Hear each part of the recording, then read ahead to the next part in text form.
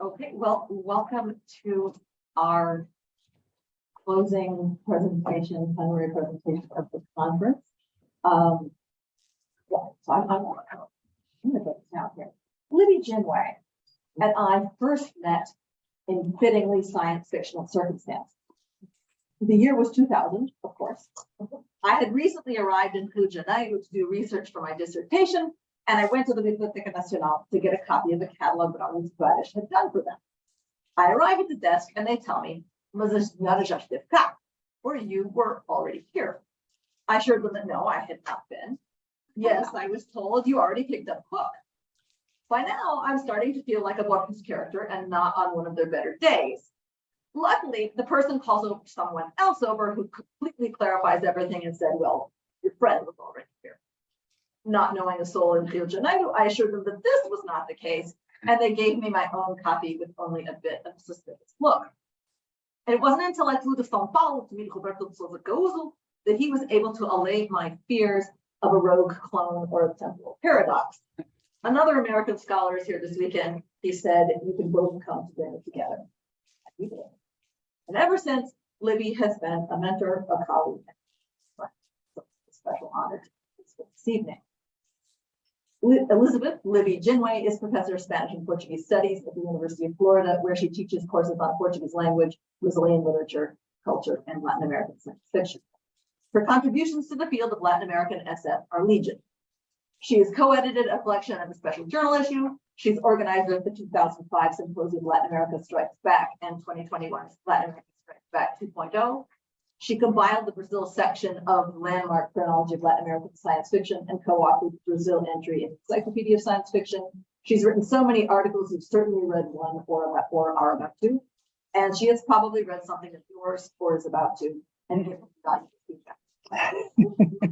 Her first monograph, Brazilian Science Fiction, Cultural Myths and Nations Headed the Land of the Future, was nominated for the Catherine Singer Kovac Prize. It was published by Bucknell in 2004 and came out in Portuguese with Vied in 2005, and it's soon to be republished in Brazil in 2023 by Banderola. Her new book, Cyborg, Sexuality, and the Undead, The Body in Mexican and Brazilian Speculative Fiction, came out with Vanderbilt in 2020, and it's a tour de force. Andrea Bell has just written such a wonderful review of it in Science Fiction Studies. I wish I had written it myself, and I will borrow a bit of her eloquence. She writes, a book of this intellectual caliber and depth can only result from decades of dedicated reading, thinking, and writing. Cyborg, Sexuality, and the Undead is a gift to the academic community. A far-ranging, original, and important exploration of familiar tropes from science fiction and horror that sees them in strategies for resisting and surviving economic and social change, and the legacies of slavery, colonialism, and harmful state narratives of racial democracy. As you can see, there is no one better suited to talk to us this evening about the evolving field of Latin American science fiction studies.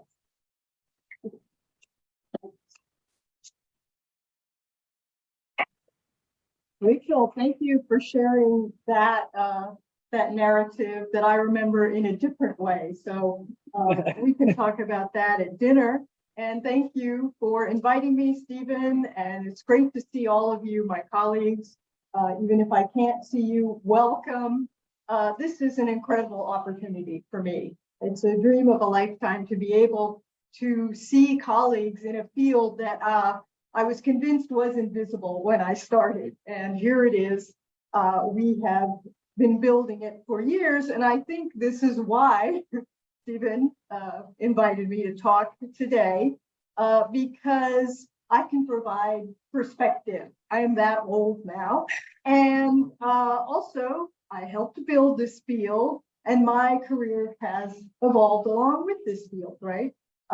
From recovering the history of science fiction to disseminating it and to theorizing about it. So, you know, when she said, you know, writing your book at the end of your career, what it really meant was the body is getting older and you notice that you can't sit in your chair as long. And then when you get the feedback, you're like, I thought I knew what I was doing, but there's so much more. That book took from 2012, when I first saw Ma in Mexico City, to 2017, when I had the first draft and then rewrote it and it came out in 2020. So there's a lot that goes into it. So Anyway, I'm going to talk my talk because it's been a very long symposium, but very enriching. And I hope I remember what I'm going to say.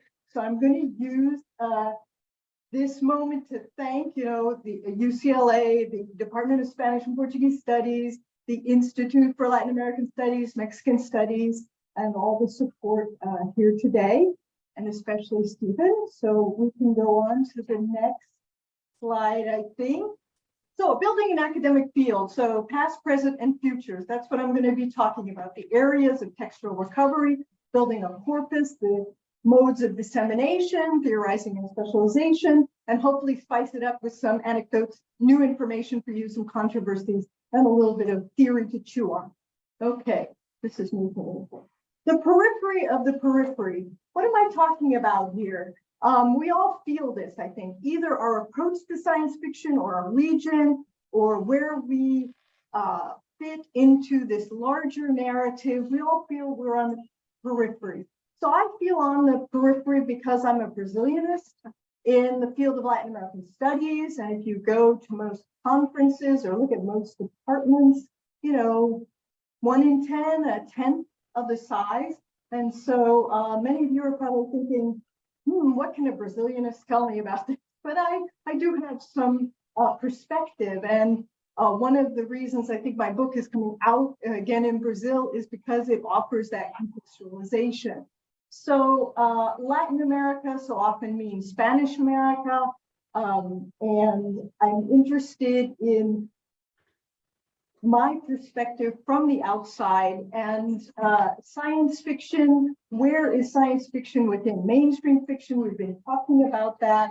And we've also been talking about how we're on the margins of the margins. And I often think of how that perspective can often help us give context, gather insight, and maybe even innovation. And the view from the outside is something very interesting. Roberto Schwartz talks about how Machado de Assis in the 19th century decided to write a novel from the point of view of a dead author, or no, not a dead author, an author who happened to be dead.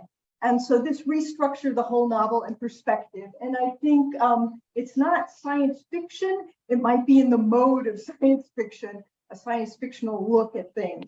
So with that, I'm going to take you to Australia. Okay, so locating science fiction, you may know this work. Andrew Milner is a British person who works in Australia, and he is really interested in global science fiction. And how does global science fiction work as a genre? And he worked with Raymond Williams in the selective tradition within literature, the books that get canonized and why. Then he looks at Pierre Bourdieu and the market of symbolic goods.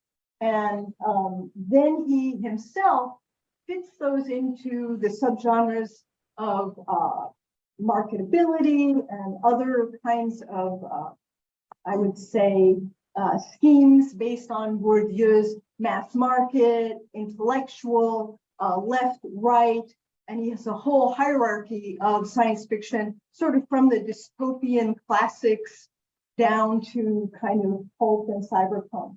So he works with Franco Moretti's concepts of the core, semi-periphery, and periphery, and he notices how the core shifted in the 20th century from the English Jules Verne and H.G. Wells to an Anglo-American one.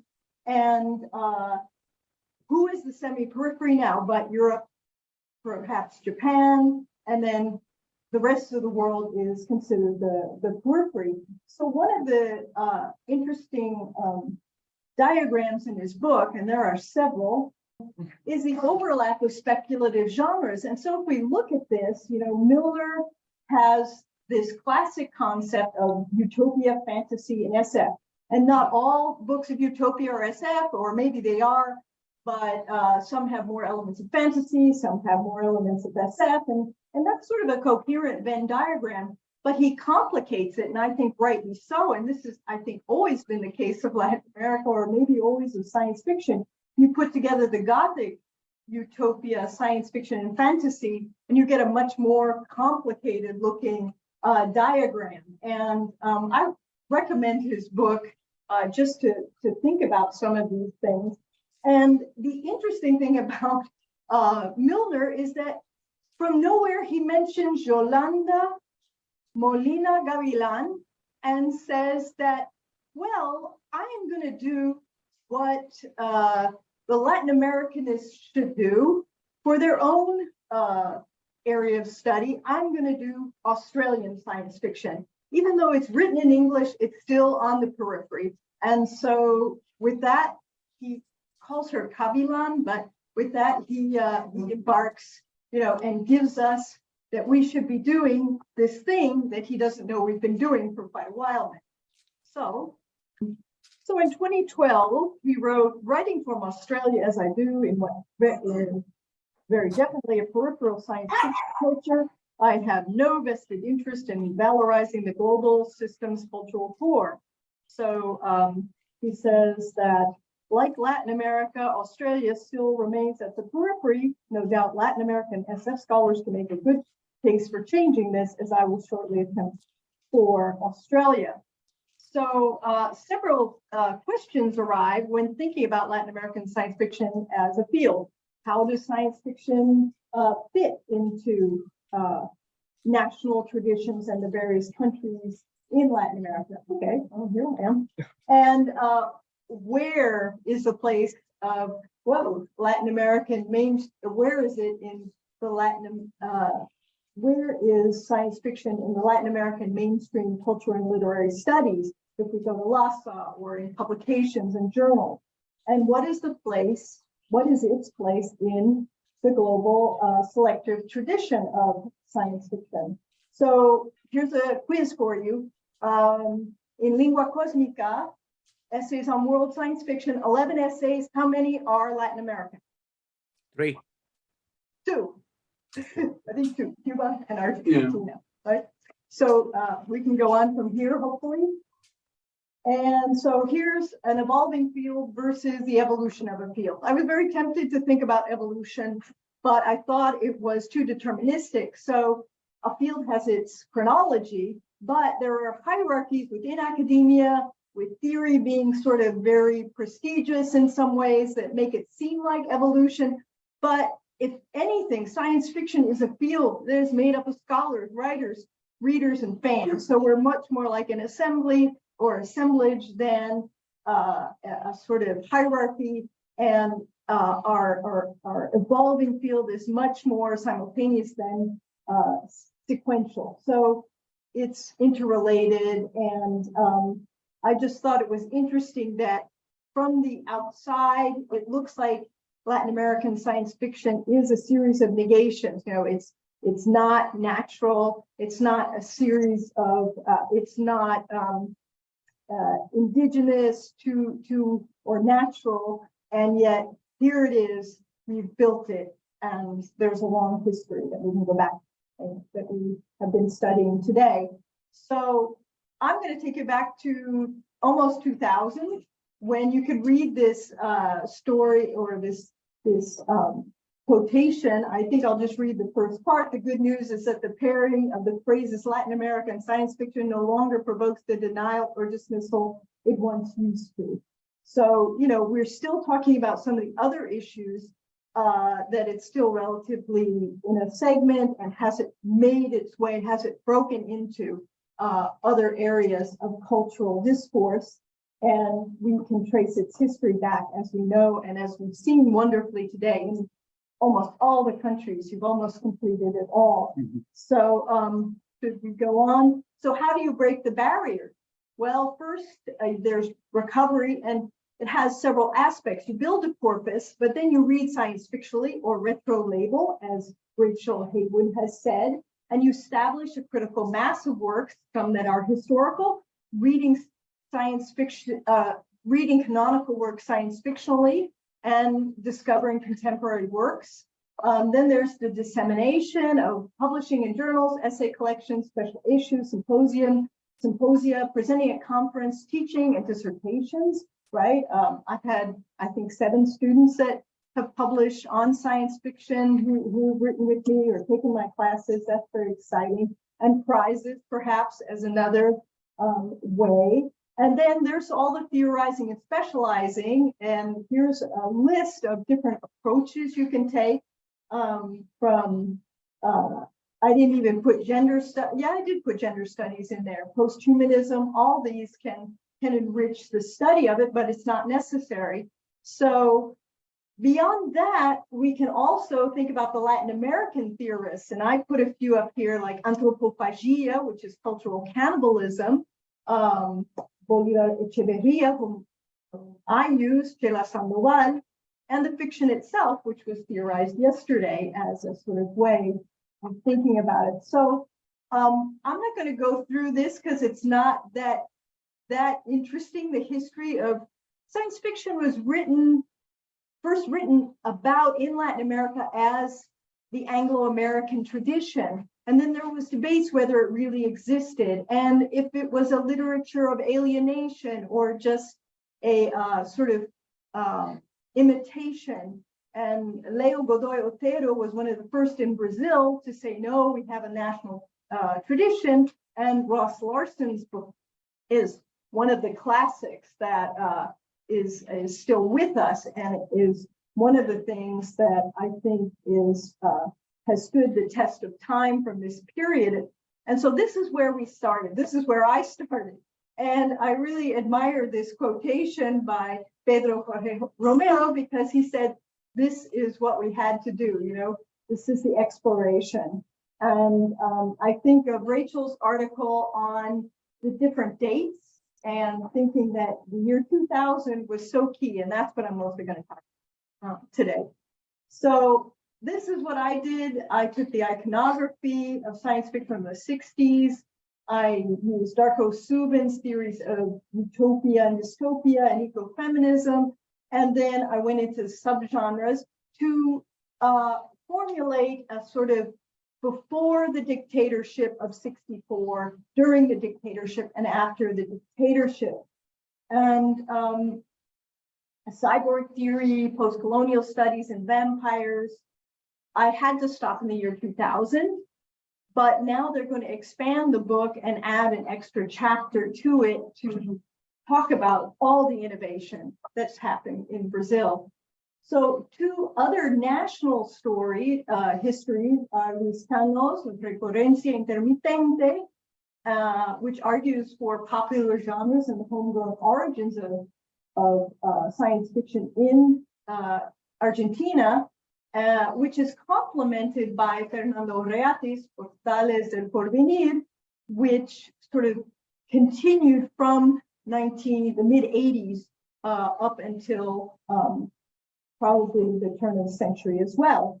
So in the next slide, we go on to comparative studies, and these are the landmark studies, I think, of this first period where we have underground cyborgs in Latin America, which takes 10 authors and theorizes on posthumanism, media, and trauma.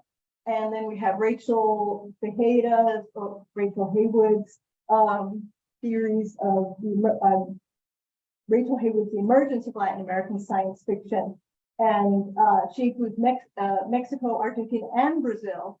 And to look at the bibliography of it, there are 5 or 6 pages of the works consulted.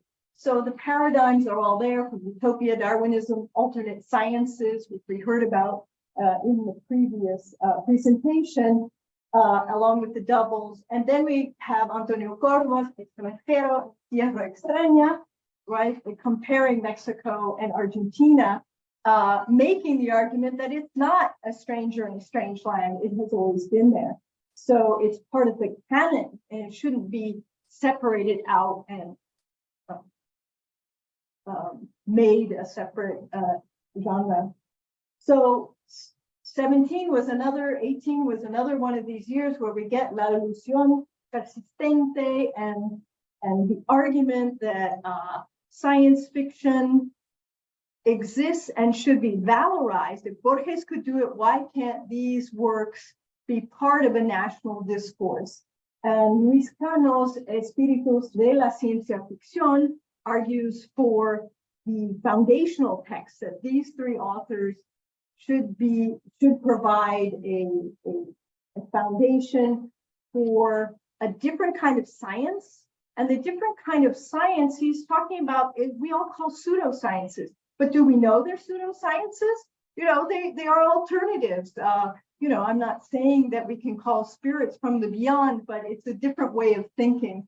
And if we're going to talk about different knowledges, perhaps this is one, and that's the argument that Luis makes. And of course, David Dalton's Mestizo Modernity does this of mixing high and low, of eugenic theory and biopolitics, muralism, literature, documentaries, luchador, film.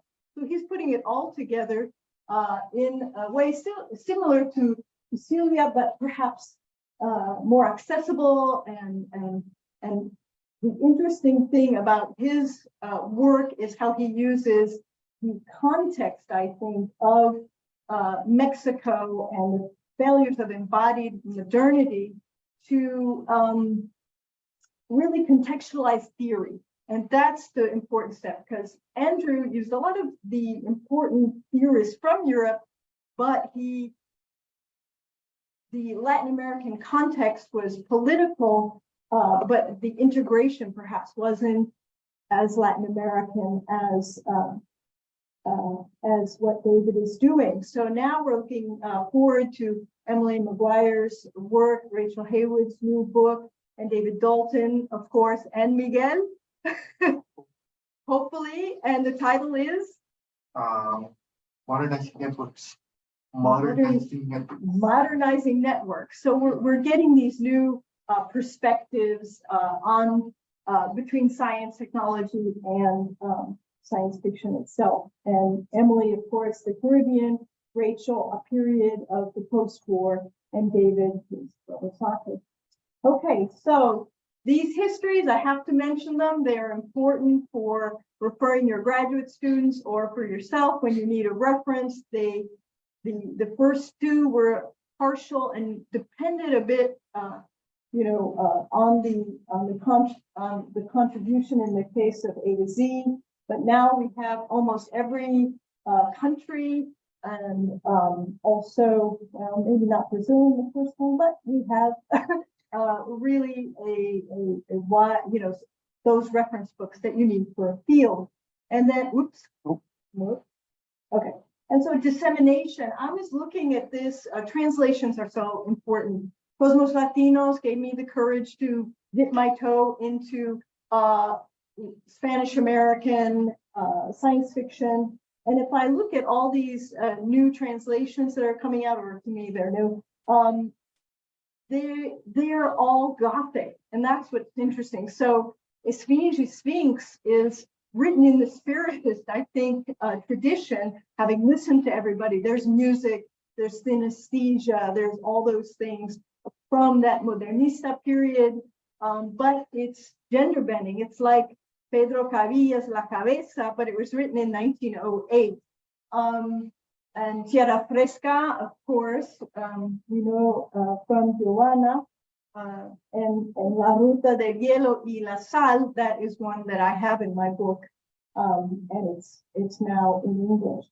So the symposia on Latin American science fiction, you know, I've been trying to do this and getting, and you know, we're building this, and I think that you can all think back to the invitations that you've gotten to other symposia to speak, and your own scholarship. Literatura Fantástica, I think, is in Lima, and El Honores has been a big supporter of that. So that's, you know, getting a wider approach, and then I think it's working. Yeah. Oh yeah, Okay. I think it's working too. And so now we have all these special issues and journals and everything that has been going on. And I have this one bottom list where my students have published. And so this is all part of the dissemination of science fiction and having our own journals. I did not include like Zanzala and Bruman. They somehow disappeared in one version of this, but I want to do a shout out for them. So now we're really building, the critical mass. And here are these anthologies and approaches that we've all heard it so much about. That is another indication of the strength of our field. So theorizing Latin American science fiction, I put up Andrew Brown and Joanna Page, who is a British science fiction scholar, who writes about Argentina in an interesting way of new materialism. And she was the first, I think in 2017, to really try to look at different media, like similar to what David does, and moving away from a conventional history to, I have to read this because I'm not a person who does new materialism, approach that emphasizes an engagement with microstructures of power, establishing ethics with the non-human and other living inanimate matter. So you get a decentering of the human, perhaps in some ways that is implied perhaps in cyborgs and other figures, but that's an approach that she continues. The same year, she and Edward King published their posthumanism in the graphic novel. And for me, this is interesting, I suppose, because they take two paradigms that I find really interesting: the Latin American Baroque, which is a dissonant modernity as formulated by Irma Yampi, who works in Brazil, and the illustrations and the integration of the theory with Latin America is very, very compelling. And the Policía del Karma by Jorge Baradit, again, the use of and subverting of Hales's embodiment by this sort of steampunk imagery of the graphic novel, that the machine and human couplings do something quite different and get us away from that transcendental posthumanism of the digital nirvanas that we talked about. So this engagement of Latin American context with theory is most interesting. And I just felt I had to mention Lopez Peluisa because her theory of the cyborg, it has helped me with reading something like Felisberto Fernandez's Las Hortensias, which is a very strange, 1949 story, to Edmundo Paz Soldan's Artificial, which is a very contemporary story of sort of these figures of the Galateas, Maquifenes, and Mujeres Virtuales. And of course, Mabel Maurañas, El Monstruo como Máquina de Guerra. I had no idea that she was going to pick the exact figures. I finished the first draft of my novel in 2017 only to find this and thought, oh my goodness. But her approach, of course, is much more of these war machines that are symbolized or represented, I don't know, those are probably not the right words, but by the figure of the vampire, the cyborg, and the zombie, as these local nuclei of resistance. And so she is looking at them much more as a global phenomenon and draws on culture from the US and various other contexts. And at times she mentions the Latin American cultural field, like vampires and Honores, or Persephone brands from Amazons to zombies. But that's a different approach to what I do. So I'm going to take this time to give you a little overview of what I tried to do. And it was the urge to go back and historicize, which I hadn't had as much time to do, to really point out the innovations of Latin American speculative fiction from the 19th century, and do a close reading and put in some theoretical analysis. and make it readable, and use Bolivar Echeverria to sort of have an overarching apparatus to look at how resistance of these, war machines takes place, but as a way of surviving under capitalism that fits both Mexico and Brazil. That was the tough part for me, because my instinct was to use anthropophagia, which is a very Brazilian post-colonial kind of strategy that was first developed in 1928, proposed by the poet Oswald de Andrade. And I found that that Echeverria was the theory that could draw the two countries together. And what I tried to do was examine those diverse bodies of the cyborg through Catherine Hales, and gender through Halberstam's theories of the queer art of failure, and Roberto Esposito, sort of how this counter immunity works to resist these impositions by the state or the economic models over time. So I am quoting from Andrea Bell, and she sees how these bodies push back against industrialization, commodification, or use strategies of failure, which of course I took from Halberstam, and the zombie descent. And I think what's interesting is that, like, Stephen's review of my book really appreciates the theory, and for Andrea, it really got in the way of, she wanted to see the stories. And so, but I think it's interesting that it can be read both ways.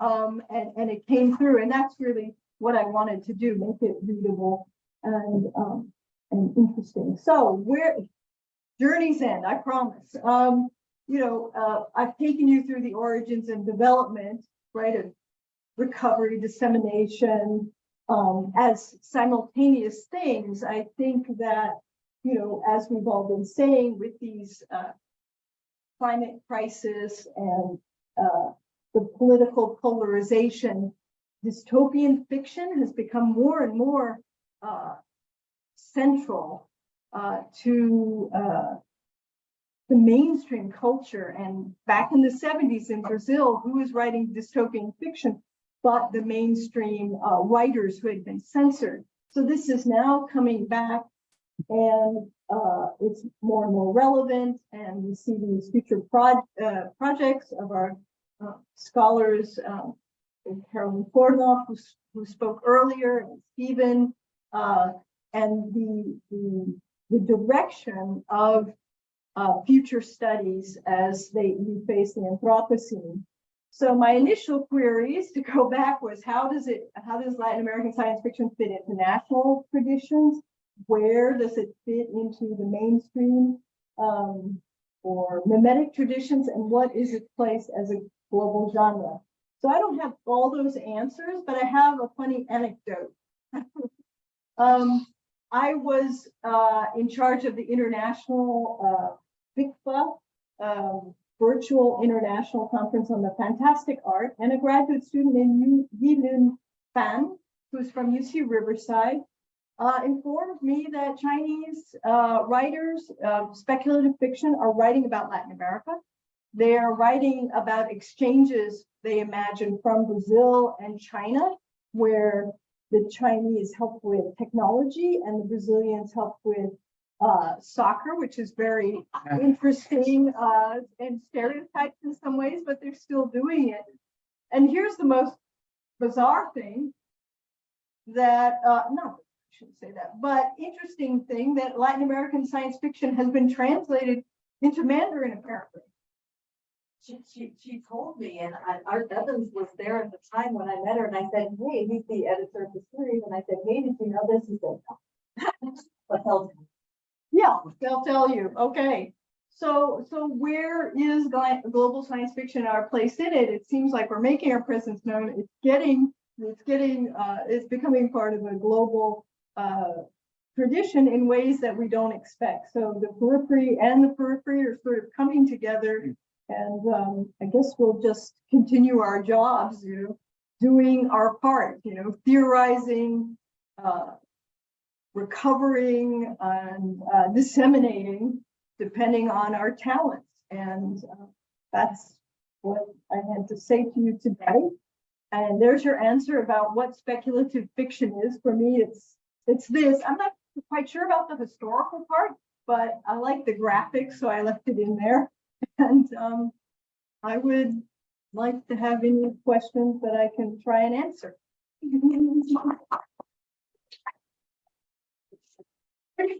Right, Yay, Miguel, come up and ask a question. thank you so much for your presentation. So it seems that this is the perfect opportunity to kind of ask a few like meta questions or like commentaries about the field in general. First, my comment. So when I started reading Latin American science fiction, like back in 2010, more or less, the thing that I liked the most was like the people the scholars who were doing the work at that time were like Andrea Bell, you, Rachel, Silvia Curlat.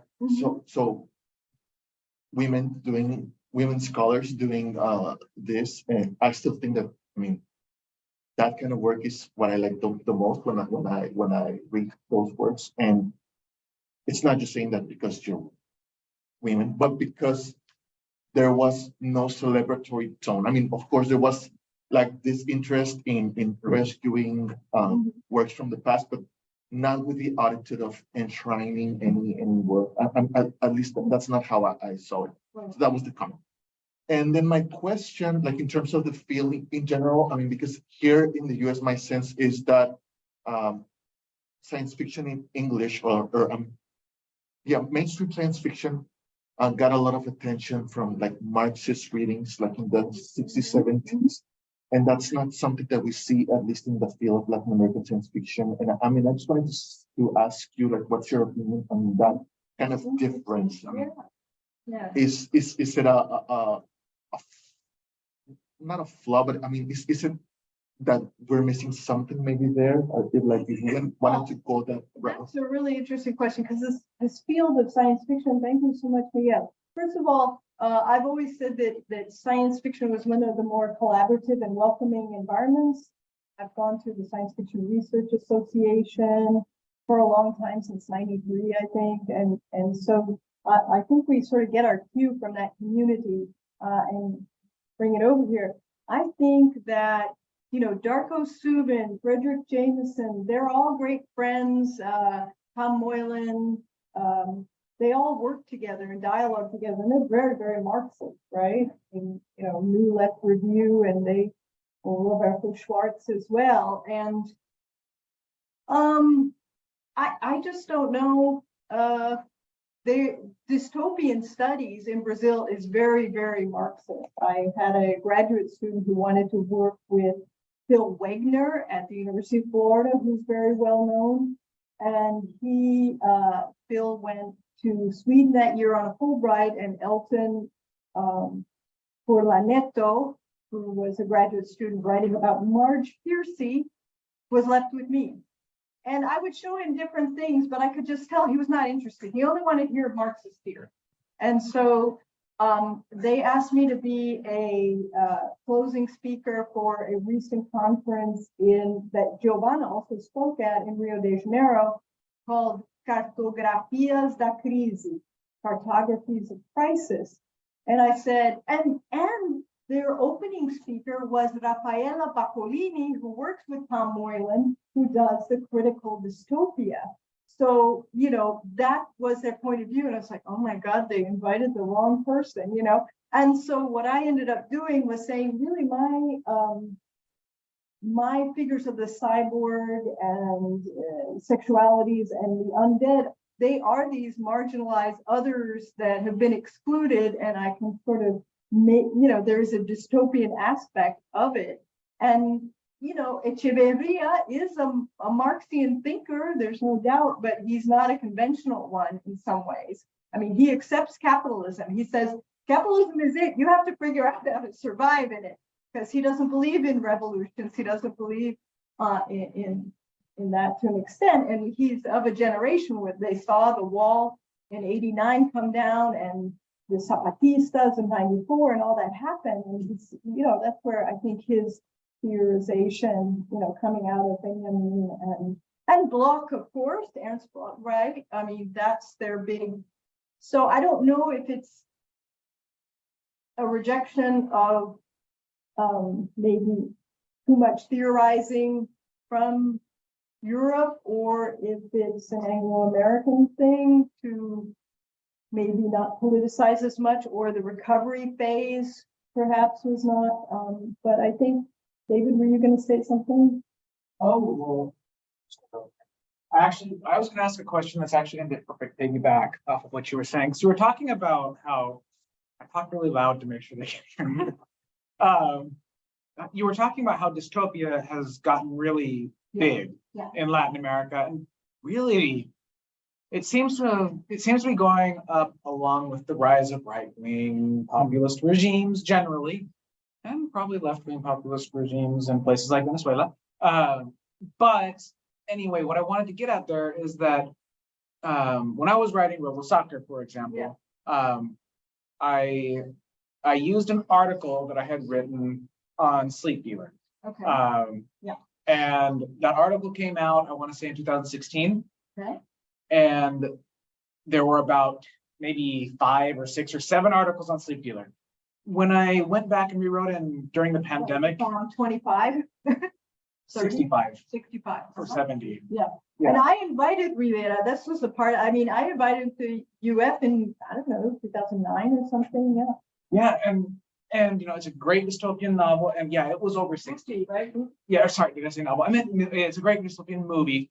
But one of the things that I noticed as I was reading a lot of the criticism on it was that most of the people were not using the tools of science fiction to approach it. Right. It was trauma, or it was migration. Labor studies. It was for water rights, environment. There's I mean, very few people used cyborg theory. Very few people, and that was more common than some of the other.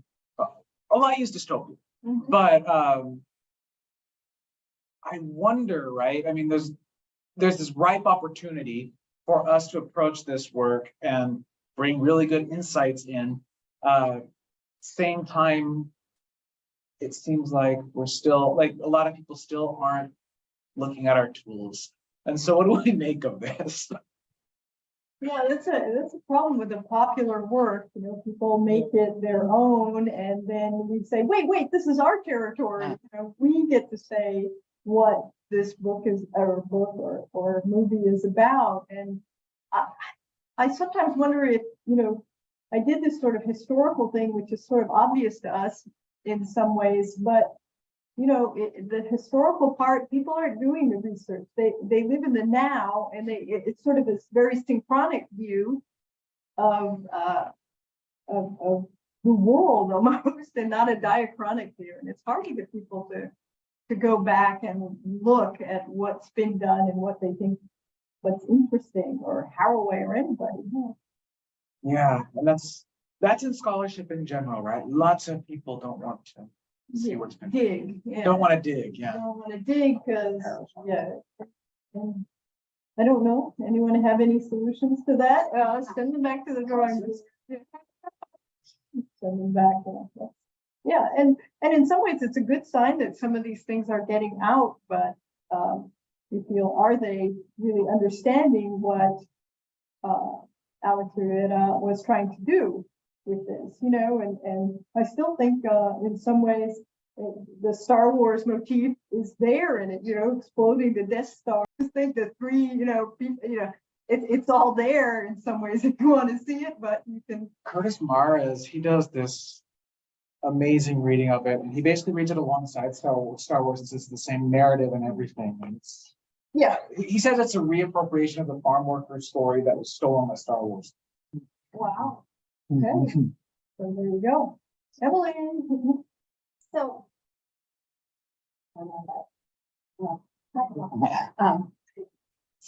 I have a question that I'm excited to ask you as someone who I feel is really moving in the science fiction field. And I say this in sort of in contrast to someone like myself, who I feel is moving into the science fiction field, but is sort of firmly stuck in more in Latin American studies. I find myself sort of straddling. Science fiction really seems to be a growing genre, an emerging genre, not only in Latin America, but elsewhere, right? I mean, I've gone to panels on African science fiction that blew my mind, and have heard people present on Palestinian science fiction and Indonesian science fiction. So I'm curious if you have a sense, thinking about some of these other contexts in a kind of science fiction world literature, are these other arenas grappling with similar questions in the literature? Is there something that makes Latin America and the Caribbean as a region stand out from what's happening elsewhere? I just think it's one of the oldest models. It's the first contact, and so we have a very old tradition of science fiction in some ways that other countries don't have. And teaching Portuguese is sometimes a strange thing. I teach a class called The Monsters of Colonialism. And so I look at Angola and Mozambique and Portugal and Brazil. I'm afraid it tends to be very Brazil heavy, but so I can access those languages, and that was part of it is the access of the language. And if it's a film, you have usually a better chance with subtitles. So I got to watch an Angolan sort of, I don't know, speculative fiction called Air Conditioner, and it's on Movie.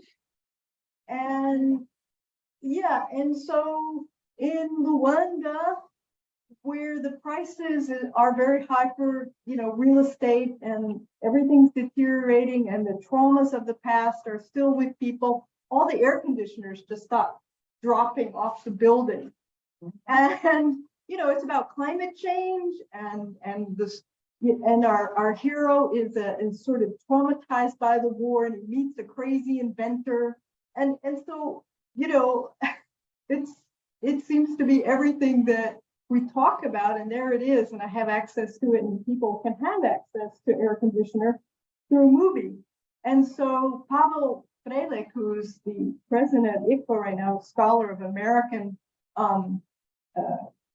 science fiction, but is really interested in European aesthetics. And so he showed us shorts from all over the world that were very not anti-American, but the paradigms of science fiction were different. The individual hero, that kind of thing, what Alberto was talking about, the singular hero to individualism, and just different weird aesthetics, like the ones from the Czech Republic tended to be like RUR, these weird dolls and people being put down shafts of like garbage chutes and weird things, and so anyone who's interested in that, we would encourage you to look at the audio visual, and I can send you some links right to Pavel, because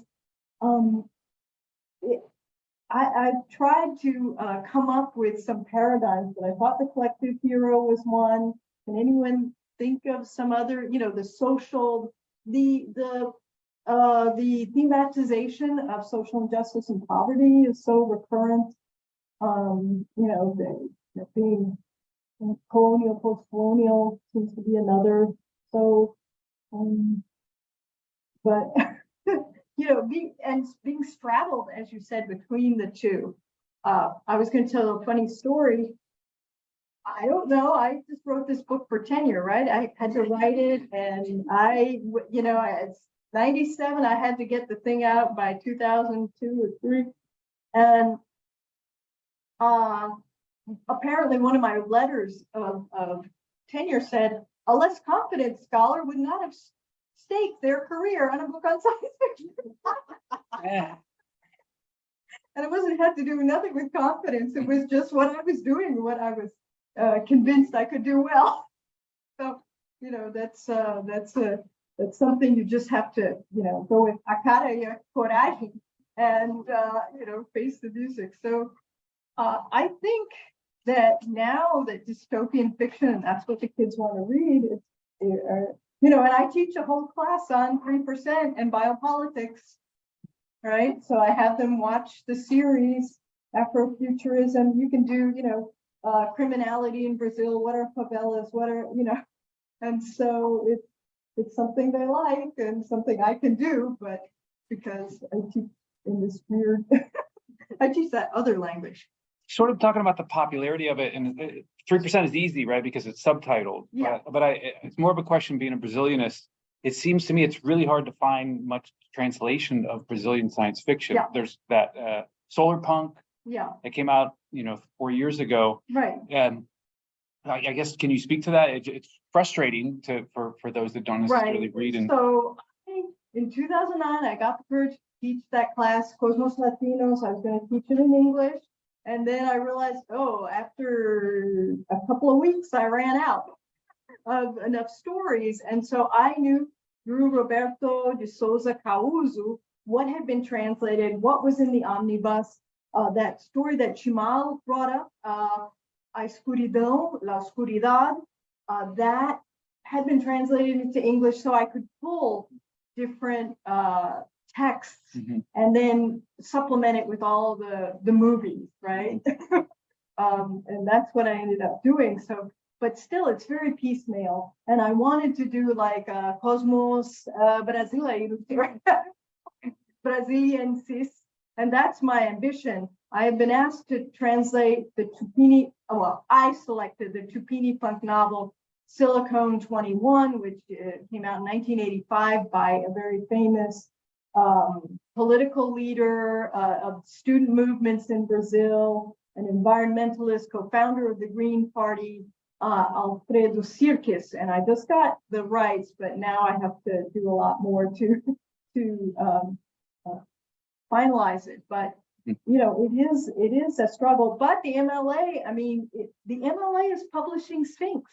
And it's more speculative fiction about a man, a child, a brother and a sister are killed, and a magic person, he's I don't know, some in the Magnociencias, he can put them back together, right? So body of a man, head of a woman. And this person, and so if you're into gender studies, this is a useful text, I think, from that, period, but it is tough to find it. And speaking of that, it seems like we're overdue for a Cosmos Latinos or another anthology of Spanish. There's politics of selling and competition with that, right? I wanted to do, since Cosmos Latinos released said, that was how I had first read it. I was like, so you published this one book on Latin American science fiction, how do you feel about it too? And then after I to them, I said, I'd really like to do a reader of 19th century stuff that from my books so people could read it. So we don't want competition with Latinos. It's selling really well. But more and more translations are starting to come out, but it's still a struggle. Right. So you have like Small Beer Press, and then you have Small Beer Press is doing a lot. A grad student at the University of Iowa did Elizabeth Mountain.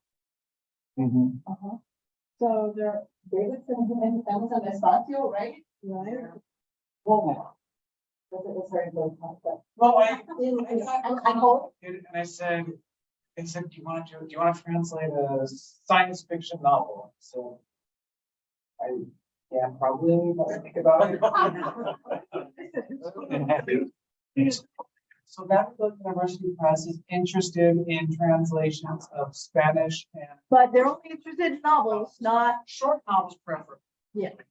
right. Medical. Medical. So if you're Yeah, Yeah, I haven't. they do it. Oh, yeah, they do. One by Elia Barceló, And collection. so, yeah, they did do one Cuban, something about robot, right? Robot. So that exists. question. I don't know, maybe Emily knows best. No, but the thing is that we've talked about like Brazil being on the margin of Latin American studies. And I agree that it's marginalized, but I think most marginalized Latin American region, at least that speaks a Latin language, right? Romance language is the Francophone Caribbean. Mhm. And I haven't seen anything from that region yet. Well, what's really interesting, Natalie Deem at the last VICPA was reading, science fictionally, reading Glisson, Edouard Glisson. Yeah.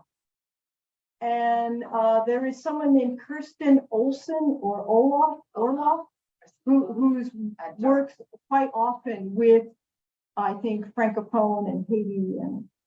Some studies, I mean, Right. that would be a very.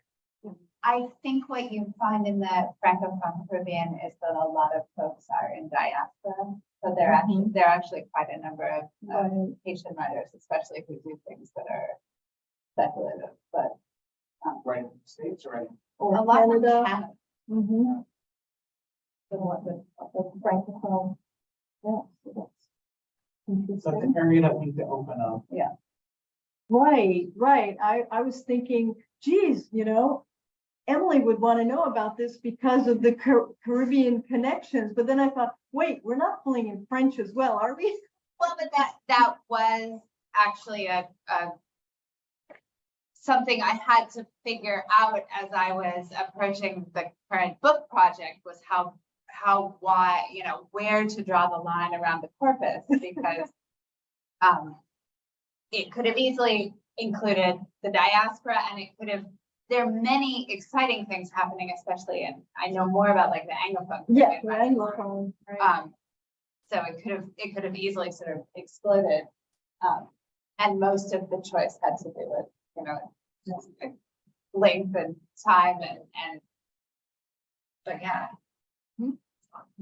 And I have to admit, I pulled in Mexico because I thought that their history of science fiction was very similar to Brazil. And that's why I started with that. And it was a little less intimidating to me than Borges and all the, and so much had been done in Argentina. And it was sort of working within the American academic construct.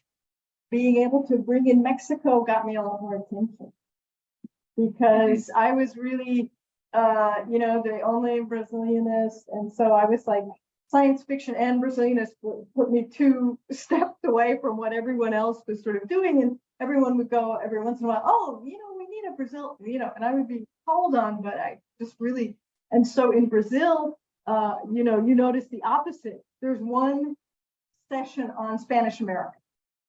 And 20 sessions on Brazil. So Brazil has its own series of blind spots as to, it has its back to the rest of Latin America in some ways. So, but the science fiction community, I think, is trying to make, those inroads and things like that. Well, I want to put out the shout out for your first book, since my copy has so many page flags in it, and it's a little embarrassing.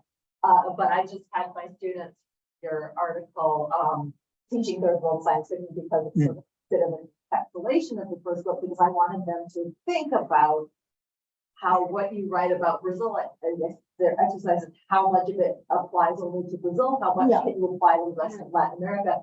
And it's such a useful exercise to perform for ourselves that if you don't read Brazil, still look at that book. Yeah, it's really good. Yeah, that teaching the science fiction that was in Andy Sawyer and one of those Palgrave series, right? Yeah, and that was the general. Yeah, Sarah Martin, who's working in Barcelona. Do you know her? Yeah. She said, "Why are you teaching in English?" And I'm like, "Well, I usually teach in Portuguese, but I didn't think anyone would be interested in giving a science fiction class on Brazilian science fiction besides me and Chris Lewis of Utah, and so that's why we probably didn't think that was funny to tell me after that. So, well, So we teach your courses that have some Spanish American, some Portuguese. Like, how do you handle that? oh well, that was a funny story I was telling. I taught the Portuguese text to the undergrads in, the 4,000 undergrads. And then I taught the Mexican science fiction to the graduate students. So I divided it like that. And very seldom do I put both. Now I do it sometimes in the grad classes I teach. I included a zombie steampunk about Rosas in the 19th century with Darwin being the narrator. And his beagle, it's not the origin of the species, it's the extinction of the species.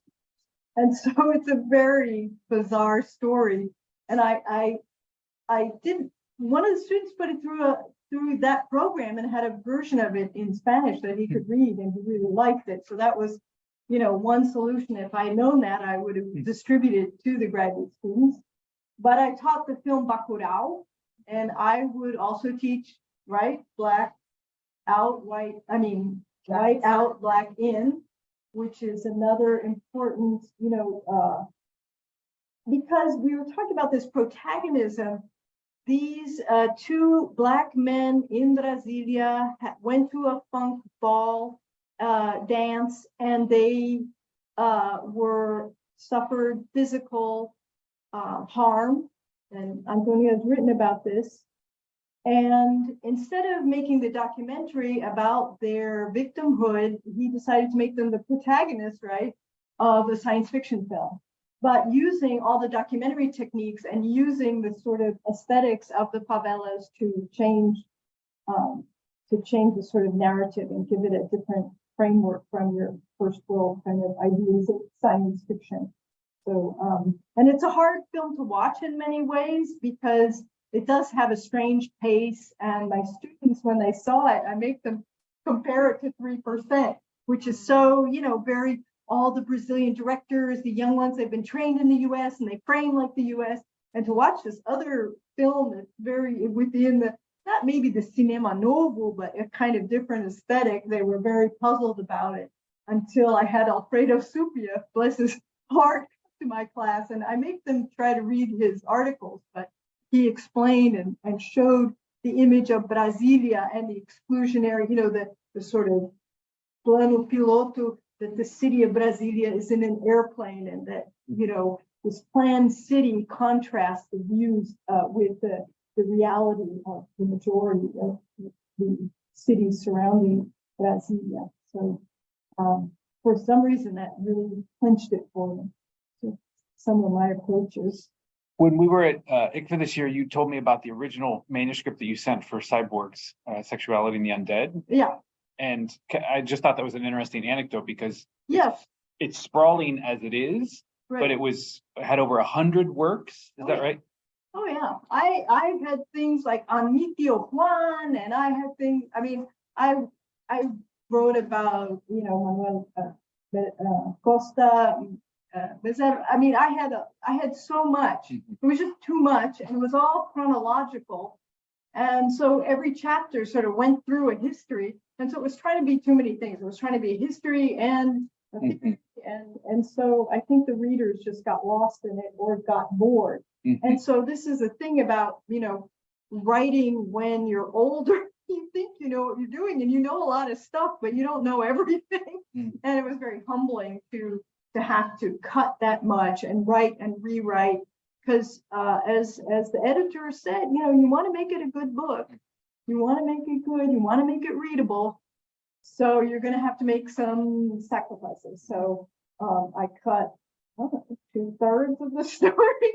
And then I had to re-theorize it in some ways and then find ways to not be so didactically chronological. It is chronological, but it's not quite as repetitive. So and that's a lesson for everybody, or you can send your work to maybe a read or something like that. But I've always sort of like tried to work with a few consults, like the people I know in Brazil, the people I know in Mexico, and then work on my own and work something up, because it worked the first time for me. Because there was no models, there was no one I could go to. So I thought, well, I'll just do that again. And now the field is so big and so critical, and I'm pretty sure Ignacio Sanchez was probably the one who said it to me. So, so getting criticism from him is pretty. But to cut that much of it, it's almost like you have a second book, but obviously you're not going to just publish a part 2, right? Articles, like I have a thing I want to write about homosocial cyborgs in Brazil and Mexico, looking at things like Nitio Juan or something like that, and Berilo Neves in Brazil. But I'm just too tired. Pardon? Oh, yeah. Yeah. Yeah. It's a sort of really anti-colonialist and very sort of masculinist narrative.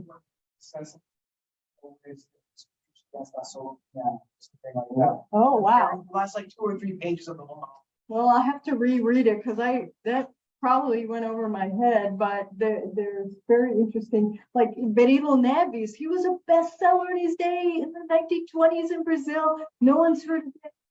Women are gone. Women are just gone from his future so often, they're just so inconvenient. So that's, reaction and reaction of the sort of progress of the 1920s and what happens. These waves happen. And, for me to see people talking about dystopias and eco disasters, I'm like, oh yeah, I wrote about that, Right. And Brazilian science fiction. Right. And they asked me, why do you think there are so many dystopias? I'm like, well, you've got right-wing politics, climate crisis, everything that's also in the films of Brazil at that time that Alfredo Supia can tell you about. It's all recurring. And so we're trying not to be Fatalistic. and that these cycles are cycles that happen, polarizations. Do you think you will write a 3rd book? Do you have one in mind? There's part of me that says, like Sanchez Prado also says, our students are much more media. So, I did the first 2 episodes of seasons of 3%, and Afrofuturism, I think is something I want to do with the second 2 seasons. But as far as a book project, oh my God.